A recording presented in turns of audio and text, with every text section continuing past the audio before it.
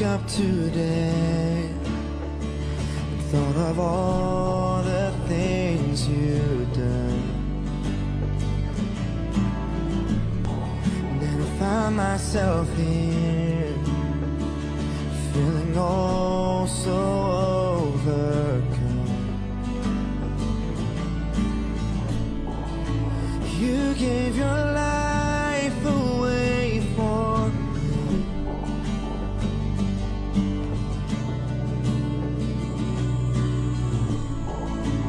Truly my heart belongs to you. So let me say, could I ever thank you for what you did at Calvary, when you bled and died for me?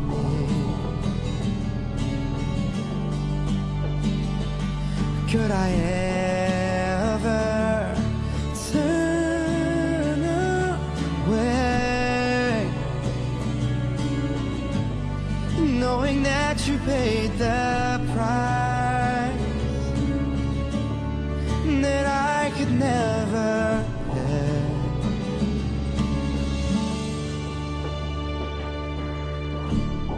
When I think of the way that you died upon that cross, bearing my sin, even though my heart was lost. You gave your life away for me.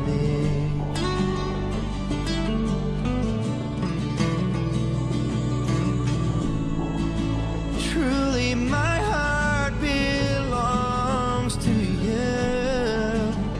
Let me say,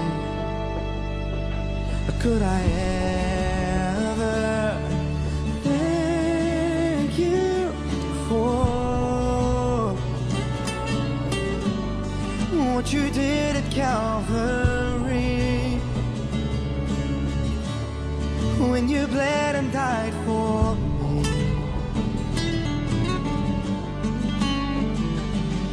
Could I ever turn away,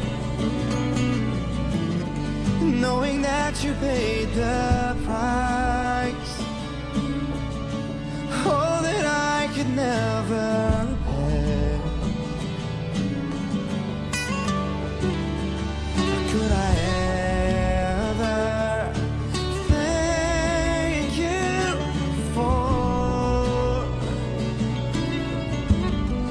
what you did at Calvary,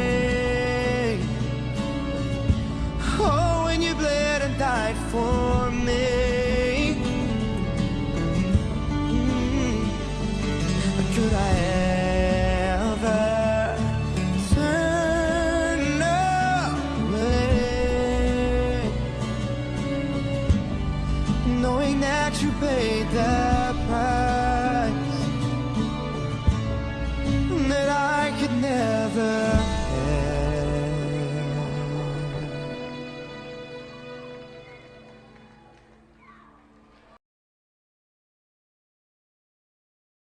Chapter 26.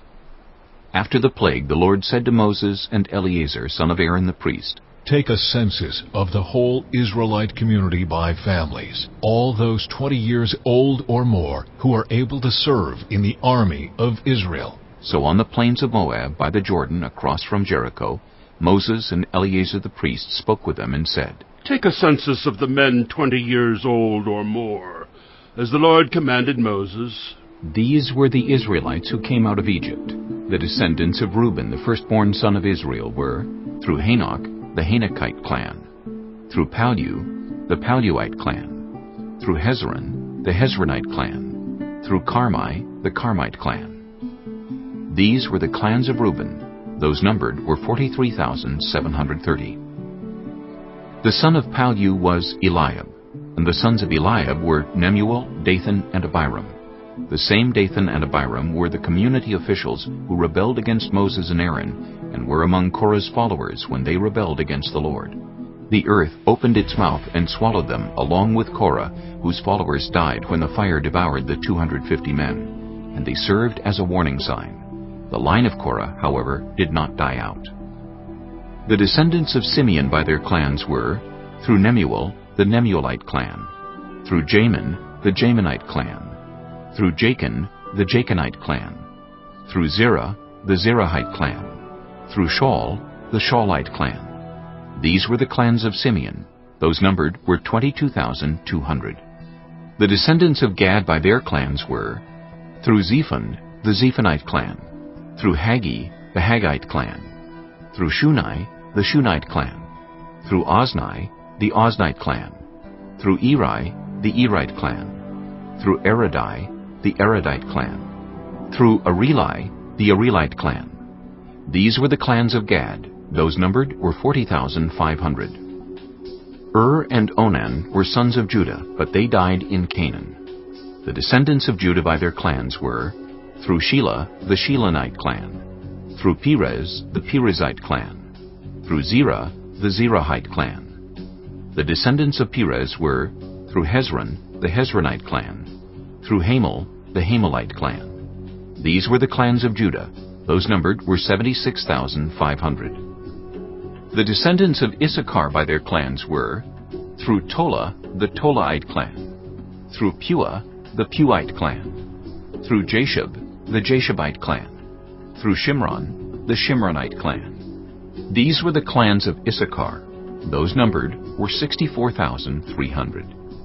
The descendants of Zebulun by their clans were, through Sered, the Seredite clan, through Elon, the Elonite clan, through Jaliel, the Jalielite clan. These were the clans of Zebulun. Those numbered were 60,500. The descendants of Joseph by their clans through Manasseh and Ephraim were, the descendants of Manasseh through Machir, the Machirite clan. Machir was the father of Gilead. Through Gilead, the Gileadite clan. These were the descendants of Gilead. Through Iezer, the Iezerite clan. Through Helek, the Helekite clan. Through Asriel, the Asrielite clan. Through Shechem, the Shechemite clan. Through Shemida, the Shemidaite clan. Through Hepher, the Hepherite clan. Zelophehad, son of Hepher, had no sons. He had only daughters, whose names were Mahlah, Noah, Hoglah, Milcah, and Tirzah. These were the clans of Manasseh. Those numbered were 52,700. These were the descendants of Ephraim by their clans. Through Shuthelah, the Shuthelahite clan. Through Becher, the Becherite clan. Through Tahan, the Tahanite clan. These were the descendants of Shuthelah. Through Eran, the Eranite clan. These were the clans of Ephraim. Those numbered were 32,500. These were the descendants of Joseph by their clans. The descendants of Benjamin by their clans were, through Bela, the Belaite clan, through Ashbel, the Ashbelite clan, through Ahiram, the Ahiramite clan, through Shupham, the Shuphamite clan, through Hupham, the Huphamite clan. The descendants of Bela through Ard and Naaman were, through Ard, the Ardite clan, through Naaman, the Naamite clan. These were the clans of Benjamin. Those numbered were 45,600. These were the descendants of Dan by their clans. Through Shuham, the Shuhamite clan. These were the clans of Dan. All of them were Shuhamite clans, and those numbered were 64,400. The descendants of Asher by their clans were, through Imnah, the Imnite clan, through Ishvi, the Ishvite clan, through Beriah, the Beriahite clan, and through the descendants of Beriah, through Heber, the Heberite clan, through Malchiel, the Malchielite clan. Asher had a daughter named Serah. These were the clans of Asher. Those numbered were 53,400. The descendants of Naphtali by their clans were, through Jaziel, the Jazielite clan, through Guni, the Gunite clan, through Jezer, the Jezerite clan, through Shillem, the Shilamite clan. These were the clans of Naphtali. Those numbered were 45,400. The total number of men of Israel was 601,730. The Lord said to Moses, The land is to be allotted to them as an inheritance based on the number of names. To a larger group give a larger inheritance, and to a smaller group a smaller one. Each is to receive its inheritance according to the number of those listed. Be sure that the land is distributed by lot. What each group inherits will be according to the names for its ancestral tribe. Each inheritance is to be distributed by lot among the larger and smaller groups. These were the Levites who were counted by their clans. Through Gershon, the Gershonite clan. Through Kohath, the Kohathite clan. Through Merari, the Merarite clan. These also were Levite clans: the Libnite clan, the Hebronite clan, the Malite clan, the Mushite clan, the Korahite clan. Kohath was the forefather of Amram. The name of Amram's wife was Jochebed, a descendant of Levi, who was born to the Levites in Egypt. To Amram she bore Aaron, Moses, and their sister Miriam. Aaron was the father of Nadab and Abihu, Eleazar and Ithamar. But Nadab and Abihu died when they made an offering before the Lord with unauthorized fire. All the male Levites a month old or more numbered 23,000. They were not counted along with the other Israelites because they received no inheritance among them.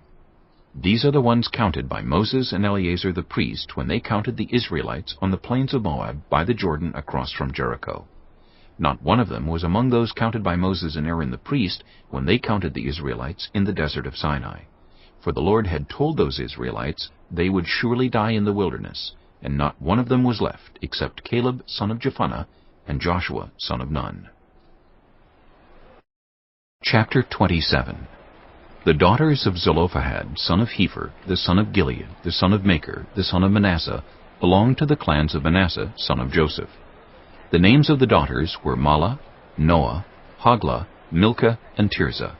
They came forward and stood before Moses, Eleazar the priest, the leaders, and the whole assembly at the entrance to the tent of meeting, and said, Our father died in the wilderness. He was not among Korah's followers who banded together against the Lord, but he died for his own sin and left no sons.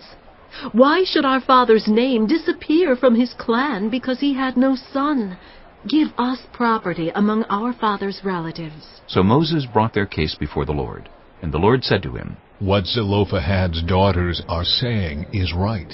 You must certainly give them property as an inheritance among their father's relatives, and give their father's inheritance to them. Say to the Israelites, If a man dies and leaves no son, give his inheritance to his daughter. If he has no daughter, give his inheritance to his brothers. If he has no brothers, give his inheritance to his father's brothers. If his father had no brothers, give his inheritance to the nearest relative in his clan, that he may possess it. This is to have the force of law for the Israelites, as the Lord commanded Moses. Then the Lord said to Moses, Go up this mountain in the Abarim range and see the land I have given the Israelites. After you have seen it, you too will be gathered to your people, as your brother Aaron was. For when the community rebelled at the waters in the desert of Zin, both of you disobeyed my command to honor me as holy before their eyes. These were the waters of Meribah Kadesh in the desert of Zin. Moses said to the Lord, May the Lord, the God who gives breath to all living things, appoint someone over this community to go out and come in before them, one who will lead them out and bring them in, so the Lord's people will not be like sheep without a shepherd. So the Lord said to Moses, Take Joshua, son of Nun, a man in whom is the spirit of leadership, and lay your hand on him. Have him stand before Eleazar the priest and the entire assembly, and commission him in their presence. Give him some of your authority, so the whole Israelite community will obey him. He is to stand before Eleazar the priest, who will obtain decisions for him by inquiring of the Urim before the Lord. At his command, he and the entire community of the Israelites will go out, and at his command they will come in. Moses did as the Lord commanded him. He took Joshua and had him stand before Eleazar the priest and the whole assembly. Then he laid his hands on him and commissioned him, as the Lord instructed through Moses. Chapter 28. The Lord said to Moses, "Give this command to the Israelites, and say to them, Make sure that you present to me at the appointed time my food offerings, as an aroma pleasing to me. Say to them, This is the food offering you are to present to the Lord, 2 lambs a year old without defect, as a regular burnt offering each day. Offer 1 lamb in the morning and the other at twilight, together with a grain offering of 1/10 of an ephah of the finest flour, mixed with 1/4 of a hin of oil from pressed olives. This is the regular burnt offering instituted at Mount Sinai as a pleasing aroma, a food offering presented to the Lord. The accompanying drink offering is to be 1/4 of a hin of fermented drink with each lamb. Pour out the drink offering to the Lord at the sanctuary. Offer the 2nd lamb at twilight, along with the same kind of grain offering and drink offering that you offer in the morning. This is a food offering, an aroma pleasing to the Lord. On the Sabbath day, make an offering of 2 lambs a year old without defect, together with its drink offering and a grain offering of 2/10 of an ephah of the finest flour mixed with olive oil. This is the burnt offering for every Sabbath, in addition to the regular burnt offering and its drink offering. On the 1st of every month, present to the Lord a burnt offering of 2 young bulls, 1 ram, and 7 male lambs a year old, all without defect. With each bull there is to be a grain offering of 3/10 of an ephah of the finest flour, mixed with oil. With the ram, a grain offering of 2/10 of an ephah of the finest flour, mixed with oil. And with each lamb, a grain offering of 1/10 of an ephah of the finest flour, mixed with oil. This is for a burnt offering, a pleasing aroma, a food offering presented to the Lord. With each bull there is to be a drink offering of 1/2 a hin of wine. With the ram, 1/3 of a hin. And with each lamb, 1/4 of a hin. This is the monthly burnt offering to be made at each new moon during the year. Besides the regular burnt offering with its drink offering, 1 male goat is to be presented to the Lord as a sin offering. On the 14th day of the 1st month, the Lord's Passover is to be held. On the 15th day of this month, there is to be a festival. For 7 days eat bread made without yeast. On the 1st day hold a sacred assembly and do no regular work. Present to the Lord a food offering consisting of a burnt offering of 2 young bulls, 1 ram, and 7 male lambs a year old, all without defect. With each bull offer a grain offering of 3/10 of an ephah of the finest flour mixed with oil. With the ram, 2/10, and with each of the 7 lambs, 1/10. Include 1 male goat as a sin offering to make atonement for you. Offer these in addition to the regular morning burnt offering. In this way, present the food offering every day for 7 days as an aroma pleasing to the Lord.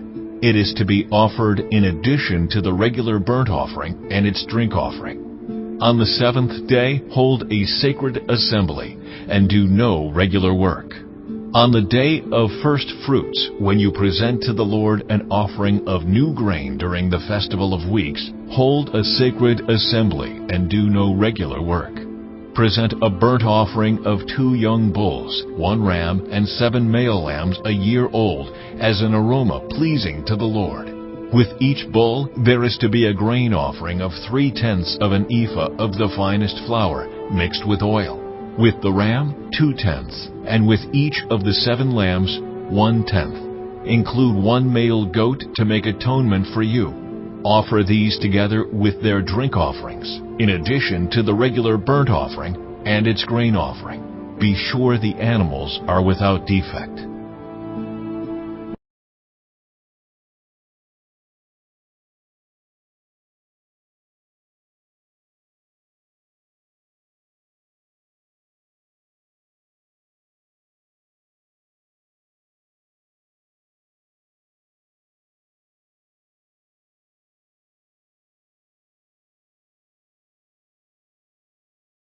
Chapter 27. When it was decided that we would sail for Italy, Paul and some other prisoners were handed over to a centurion named Julius, who belonged to the imperial regiment. We boarded a ship from Adramyttium about to sail for ports along the coast of the province of Asia, and we put out to sea. Aristarchus, a Macedonian from Thessalonica, was with us. The next day we landed at Sidon, and Julius, in kindness to Paul, allowed him to go to his friends so they might provide for his needs. From there we put out to sea again and passed to the lee of Cyprus because the winds were against us. When we had sailed across the open sea off the coast of Cilicia and Pamphylia, we landed at Myra in Lycia. There the centurion found an Alexandrian ship sailing for Italy and put us on board.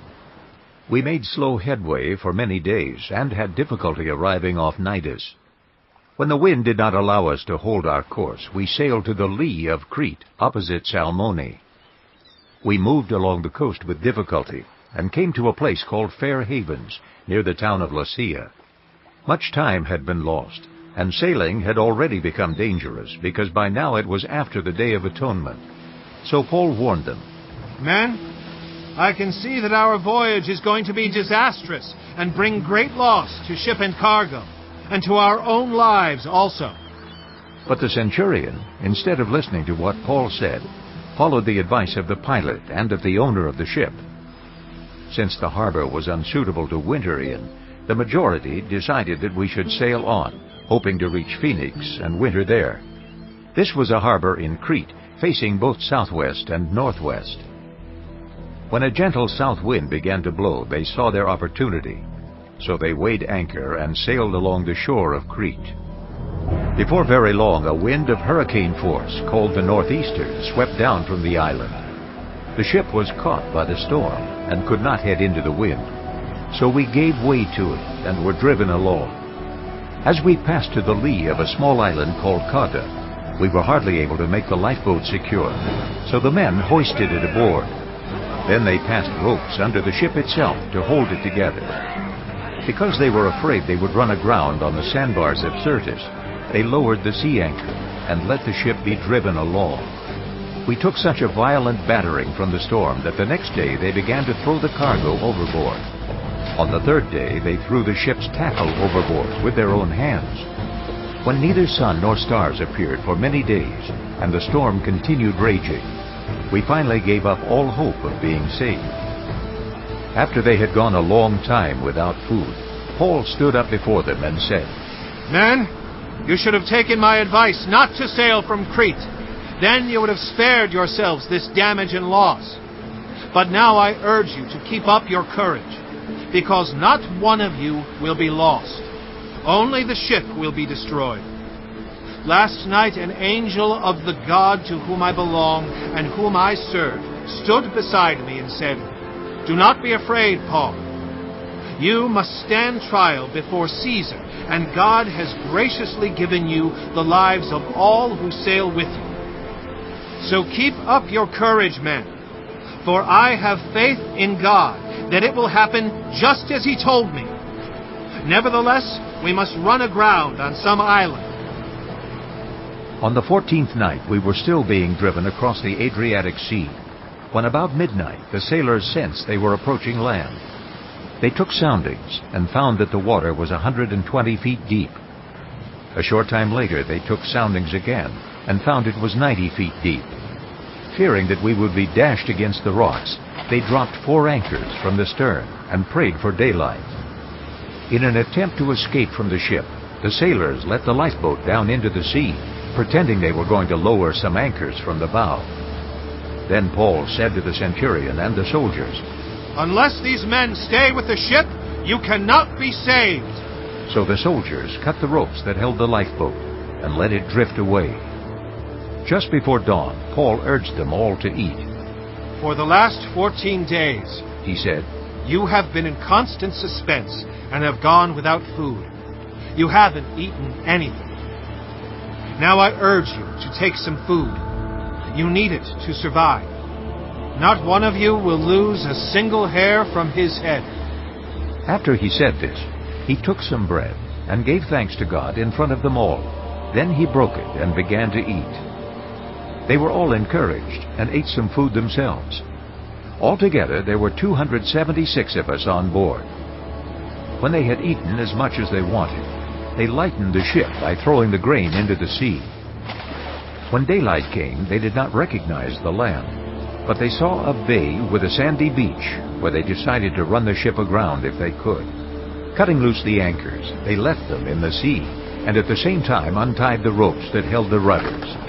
Then they hoisted the foresail to the wind and made for the beach. But the ship struck a sandbar and ran aground. The bow stuck fast and would not move, and the stern was broken to pieces by the pounding of the surf. The soldiers planned to kill the prisoners to prevent any of them from swimming away and escaping, but the centurion wanted to spare Paul's life and kept them from carrying out their plan. He ordered those who could swim to jump overboard first and get to land. The rest were to get there on planks or on other pieces of the ship. In this way, everyone reached land safely. Chapter 28. Once safely on shore, we found out that the island was called Malta. The islanders showed us unusual kindness. They built a fire and welcomed us all because it was raining and cold. Paul gathered a pile of brushwood, and as he put it on the fire, a viper, driven out by the heat, fastened itself on his hand. When the islanders saw the snake hanging from his hand, they said to each other, "This man must be a murderer, for though he escaped from the sea, the goddess Justice has not allowed him to live." But Paul shook the snake off into the fire and suffered no ill effects. The people expected him to swell up or suddenly fall dead. But after waiting a long time and seeing nothing unusual happen to him, they changed their minds and said he was a god. There was an estate nearby that belonged to Publius, the chief official of the island. He welcomed us to his home and showed us generous hospitality for 3 days. His father was sick in bed, suffering from fever and dysentery. Paul went in to see him, and after prayer placed his hands on him and healed him. When this had happened, the rest of the sick on the island came and were cured. They honored us in many ways, and when we were ready to sail, they furnished us with the supplies we needed. After 3 months, we put out to sea in a ship that had wintered in the island. It was an Alexandrian ship with the figurehead of the twin gods Castor and Pollux. We put in at Syracuse and stayed there 3 days. From there we set sail and arrived at Rhegium. The next day the south wind came up, and on the following day we reached Puteoli. There we found some brothers and sisters who invited us to spend the week with them, and so we came to Rome. The brothers and sisters there had heard that we were coming, and they traveled as far as the Forum of Appius and the 3 taverns to meet us. At the sight of these people, Paul thanked God and was encouraged. When we got to Rome, Paul was allowed to live by himself with a soldier to guard him. 3 days later he called together the local Jewish leaders. When they had assembled, Paul said to them, "My brothers, although I have done nothing against our people or against the customs of our ancestors, I was arrested in Jerusalem and handed over to the Romans. They examined me and wanted to release me because I was not guilty of any crime deserving death. The Jews objected, so I was compelled to make an appeal to Caesar. I certainly did not intend to bring any charge against my own people. For this reason, I have asked to see you and talk with you. It is because of the hope of Israel that I am bound with this chain." They replied, "We have not received any letters from Judea concerning you, and none of our people who have come from there has reported or said anything bad about you. But we want to hear what your views are, for we know that people everywhere are talking against this sect." They arranged to meet Paul on a certain day, and came in even larger numbers to the place where he was staying. He witnessed to them from morning till evening, explaining about the kingdom of God, and from the law of Moses and from the prophets he tried to persuade them about Jesus. Some were convinced by what he said, but others would not believe. They disagreed among themselves, and began to leave after Paul had made this final statement. "The Holy Spirit spoke the truth to your ancestors when he said through Isaiah the prophet, 'Go to this people and say, you will be ever hearing, but never understanding. you will be ever seeing, but never perceiving. For this people's heart has become calloused. They hardly hear with their ears, and they have closed their eyes. Otherwise they might see with their eyes, hear with their ears, understand with their hearts, and turn, and I would heal them. Therefore I want you to know that God's salvation has been sent to the Gentiles, and they will listen. For 2 whole years Paul stayed there in his own rented house and welcomed all who came to see him. He proclaimed the kingdom of God and taught about the Lord Jesus Christ with all boldness and without hindrance.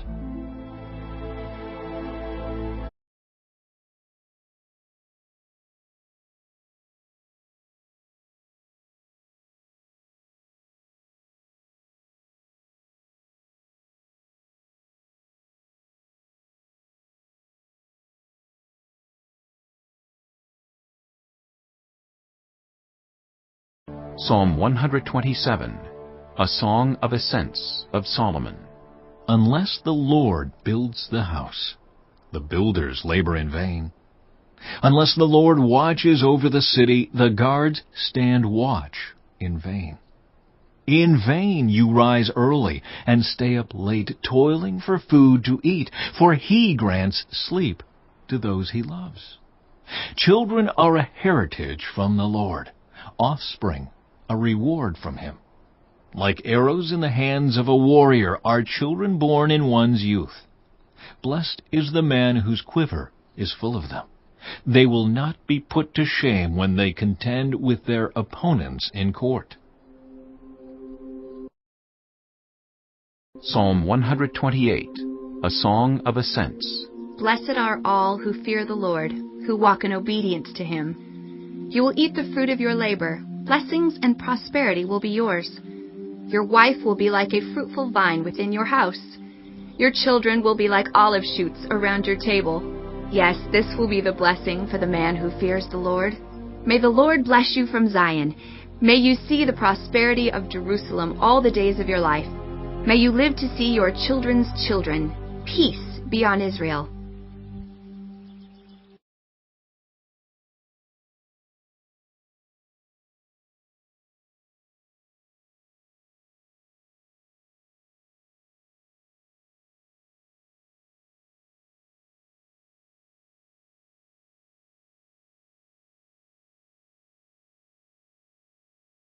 Chapter 9. Wisdom has built her house. She has set up its 7 pillars. She has prepared her meat and mixed her wine. She has also set her table. She has sent out her servants, and she calls from the highest point of the city. Let all who are simple come to my house. To those who have no sense, she says, Come, eat my food, and drink the wine I have mixed. Leave your simple ways, and you will live. Walk in the way of insight. Whoever corrects a mocker invites insults. Whoever rebukes the wicked incurs abuse. Do not rebuke mockers, or they will hate you. Rebuke the wise, and they will love you. Instruct the wise, and they will be wiser still. Teach the righteous, and they will add to their learning. The fear of the Lord is the beginning of wisdom, and knowledge of the Holy One is understanding. For through wisdom your days will be many, and years will be added to your life. If you are wise, your wisdom will reward you. If you are a mocker, you alone will suffer. Folly is an unruly woman. She is simple and knows nothing. She sits at the door of her house on a seat at the highest point of the city, calling out to those who pass by, who go straight on their way. Let all who are simple come to my house. To those who have no sense, she says, Stolen water is sweet. Food eaten in secret is delicious. But little do they know that the dead are there, that her guests are deep in the realm of the dead.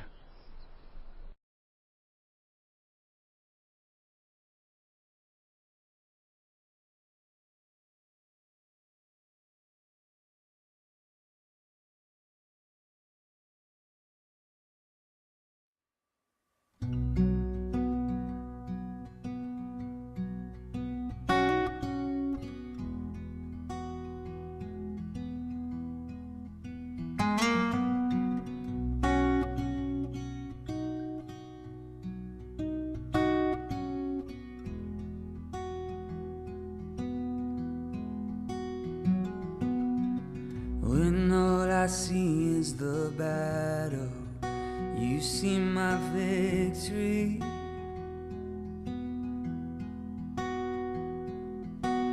When all I see is the mountain, you see a mountain move. And as I walk through the shadow, your love surrounds me.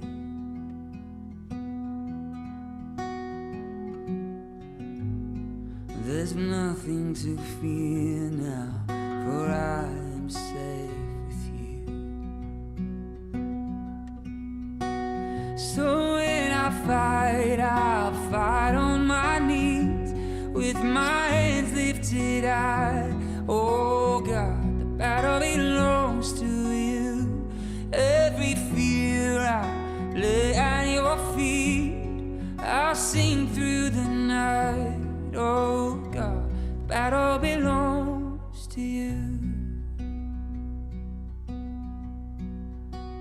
Belongs to you.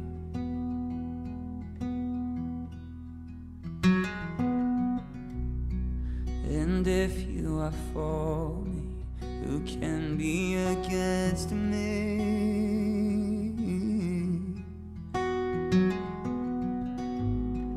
For Jesus, there's nothing impossible for you.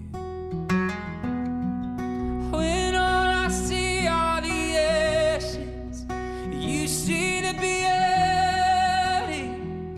Thank you, God. When all I see is a growth, God, you see the empty tomb. So when I fight, I'll fight on my knees, with my hands lifted high. Oh God, the battle belongs to you. And every fear I lay at your feet, and I sing through the night. Oh God, the battle belongs to you. An almighty fortress, you go before us. Nothing can stand against the power of our God. You shine in the shadow, you in every battle. Nothing can stand against the power of our God.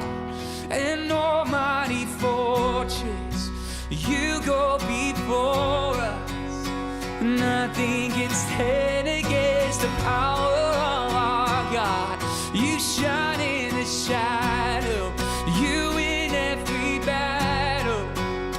Nothing can stand against the power of our God. An almighty fortress, you go before us. Nothing can stand against the power of our God. You shine in the shadow, you win every battle. Nothing can stand against the power of our God. So when I fight, I'll fight on my knees, with my hands lifted high. Oh God, the battle belongs to you. And every fear I lay at your feet, and I'll sing through the night. Oh God, the battle belongs to you. And oh God, the battle belongs to you. And oh God, the battle